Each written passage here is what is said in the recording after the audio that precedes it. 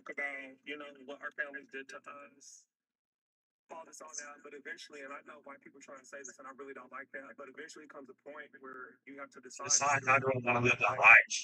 I haven't I haven't talked to my talked to my daddy in daddy in six 6 years. years. I don't I give a don't give a fuck fuck about about what what my my family family has has done done right right now, now, but but I I can can go. go. So it's So like, it's like, you can.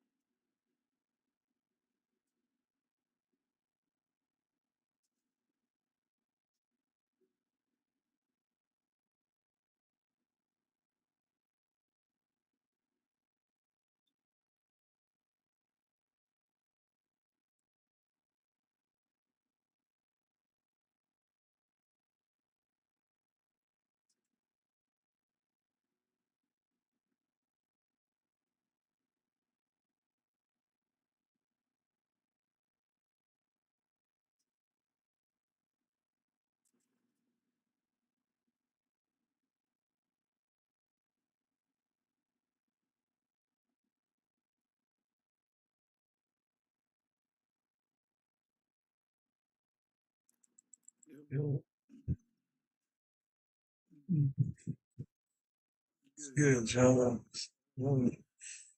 Thinking about treatment.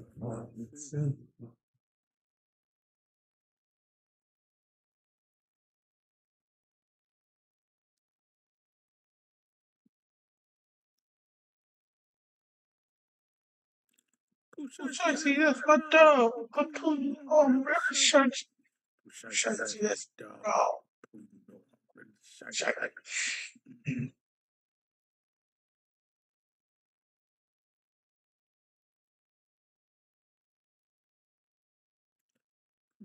yes.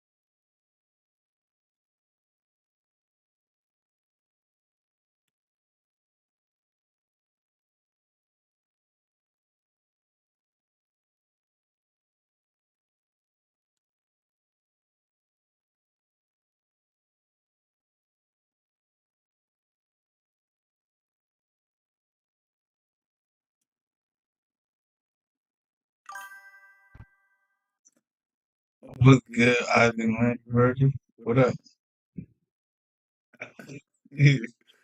Welcome to the live stream, my boy. You know, a lot of people they just come in, see nobody in here, disappear. It's definitely been a long time, too long if you ask me.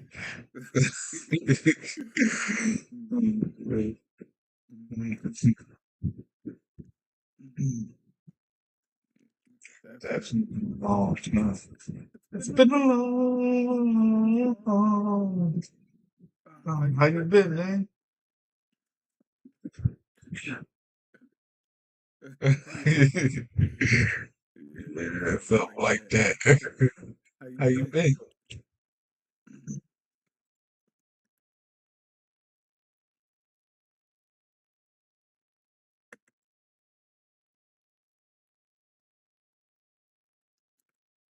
Scheiße, jetzt mal da.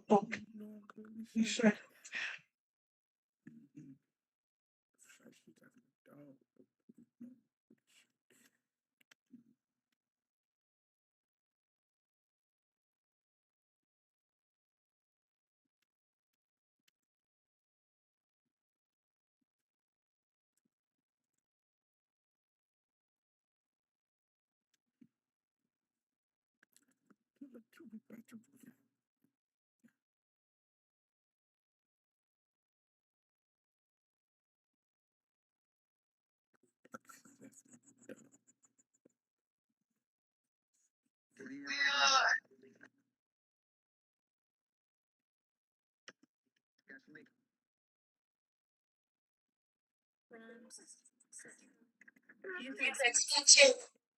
yeah, just texting. Well, I really honestly don't like to get into all of it because I think it's just a big distraction. Like I agree. If you want to talk about something productive regarding our community, absolutely, we're all set. I just feel that the power of us, our two communities, those on the continent and those in Africa America, is so the benefit of that is so powerful that that's like my main focus. Building and keeping the bridge of communication, education, exchange going across. So whether we Native American, whether we Black or African American, like that's just defeats the purpose of us coming together collectively as a unit. But major misinformation, like potentially being Native American, just has to be nipped in the bud. Normalizing these dumb rhetorics. But yeah, you get it. Absolutely. And that's the whole point of the Poster Project Foundation. We haven't talked about it in a while, but if you guys want to know more about these plans to do exactly that, and you can ask questions, but we're working on this behind the scenes. And we do these live streams to build a community of like minded people and to get very tough, deep conversations going. So you see New York? We're from New York City. We're not really but right on. What are your programs? Our programs? Yeah. Okay, well, what the goal of the Poster Project Foundation is we are a media provider, nonprofit organization. We're meant to be international. That's a longer term goal. But the goal is to drastically improve and rebuild all low-income marginalized Black communities in America, but not limited to America, starting with the most dangerous environment, by targeting the mindset of physical and digital adverts in order to create a more positive paradigm shift. Since the philosophy that we go by is that people are influenced by what they see often. People are inevitably going to be influenced by what they see often. And so what we are targeting is counter narratives to the psychological warfare that has been raising Black communities for generations. So, yeah, by perpetuating positive representation. For example, do you know the reason why these types of stereotypes? People will call things like baddies an expression of Blackness because it's been so normalized. It's been forced down our throats until the point that it's become normalized. And this could have been highly prevented if we had counter narratives to these types of shows. Can you think of a counter narrative to a network like Zeus Network? Or can you think of a counter narrative to a reality TV show like Baddies? Can you think of any normal reality TV show that features a majority Black cast that doesn't have people fighting every other episode? I wonder. Can you? No. Yeah, and that's the whole point of the Poster Project Foundation Inc. They they indoctrinate us with these types of views, or even ourselves, by pushing all of this caricatures of what being black is, and has us thinking that shows and baddies are expressions of blackness. So we focus on heavily perpetuating counter narratives to these stereotypes. And we showcase normal black life, we strengthen black men and women dynamics, black love, etc. So yeah, that's a strong foundation. And can you think like when I first came across the term baddie, it didn't mean what it meant today. When we were talking about back in the day, when we were talking about a baddie, we were talking about a well-dressed woman, educated. Really? I mean, it was like an all-around. I mean, that's why we can only sum it up as a baddie, because not only was she judged by, but yeah, classic woman. But not only, not only was she judged, not only was she judged by her exterior, she was judged by her mental capacity. We were normally talking about fine. I mean, hold on, I don't like to curse. Fine women with a college education. She's a baddie. Professionally, and mentally, physically, working out. I mean, she's a baddie. That was the only way you could sum it up, because she was great in so many areas. She was a baddie. Wow. That's interesting, yeah. I always thought baddie meant like bad beat. Same thing. They kind of, yeah, but Same. what I said. It must come from It's that an abbreviation. They switched it up. What was good was bad. What was bad is good. You know. But like baddie has like a look to it too. I mean, people argue that. I think it redefined what a baddie was. Baddie has become synonymous with ignorance now. It wasn't always. Yeah, I would never want to be a baddie. I could never be a baddie.